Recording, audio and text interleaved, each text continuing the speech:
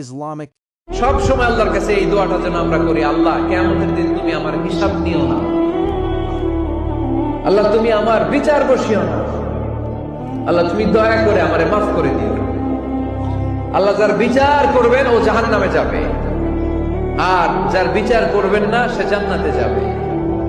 আল্লাহ যদি বিচার করে আর পাই টু পাই হিসাব নেয়, নামাজ পড়লি না কেন, রোজা রাখলি না কেন, মিথ্যা বললি কেন, খাদ্যে ভেজাল দিলি কেন, মাছে ফরমালিন দিলি কেন, যৌতুক খাইলি কেন, ঘুষ খাইলি কেন, উল্টা পাল্টা করলি কেন, জিনা করলি কেন, একটার পর একটা প্রশ্ন বানে যদি সেই ভয়ঙ্কর দিনে আল্লাহ আমাদেরকে জর্জরিত করে, আমাদের কোন উত্তর আছে?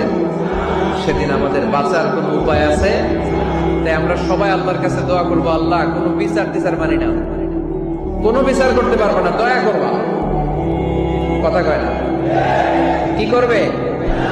এবার আওয়াজ করে বলেন, বিচার চান না দয়া চান?